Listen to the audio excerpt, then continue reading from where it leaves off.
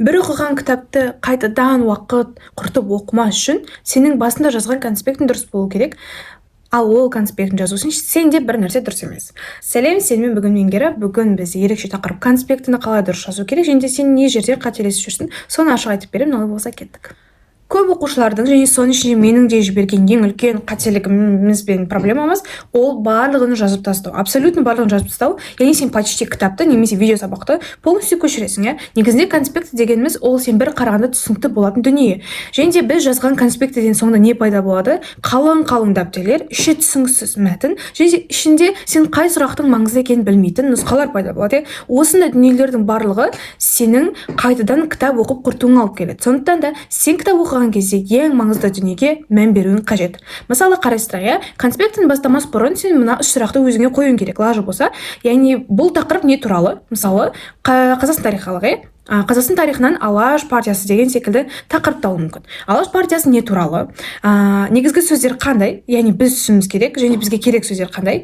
Үшінші, ол мен не түсіндім? Яғни осындай секілді сөздерді сен конспекттің жүйесіне құрайтын болсаң, сенің конспектің өте тиянақты, және оның ішіне маңызды ақпараттар ғана сақталатын болады. Және де тағы да бір техника бар, яғни өте күшті техника, яғни бір бетке бір тақырып қана сияды. Яғни сен бір тақырыпқа бір бет арнайтын болсаң, сенің әр бетіңде, мысалы, бір общий тетрадыңа өте көп тақырыптармен өте күшті нұсқалар сәйкес келуі мүмкін, иә. Сол секілді сен конспект жазып жатқанда кітаптың барлығын маңызды екен деп көшіре берудің керек жоқ.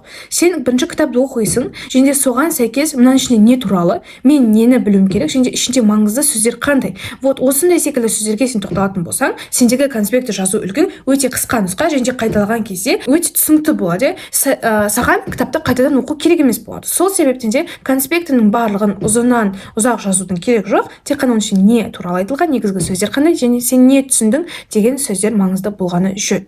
Бір бет, бір тақырып неге бұл маңызды? Өйткені сенің алып кеткен 4 бетің, мысалы, мүлде маңызды емес болуы мүмкін. Өйткені 4 бетті конспекті бұл уже почти кітап деген сөз. Сен уже кітапты көшіріп алдың, иә. Ал егер бір бетке бір тақырыпты жазатын болсаң, ол жерде кім ашты, кім не істеді, ол не туралы, жалпы маңыздылығы мен нұсқаулығы қандай, иә. Осындай секілді сұрақтарға сен дұрыс жауап бере алатын болсаң, сенің конспектің өте жүйелі болады, және де сен қалаған қайталау өте нәтижелі болмақшы. Сондықтан мен айтатын қорытынды, әрбір жазған дүниені сапалы түрде жазу үшін сапалы түрде сұрақ қоя алу керек. Кітапты оқыған кезде қайтадан уақыт құртпас үшін сапалы фокуспен сапалы сұрақтар қоя білуіңіз қажет екен. Сондықтан да осы кеңестерді пайдалансыңдар деген үміттемін. Және де сондықтан да сендерге сәттілік тілеймін. Конспектті жазу дәл қаңтар робота кезінде кез келген уақытта өте маңызды болып табылады. Сондықтан да назарларыңа рахмет. Пока-пока.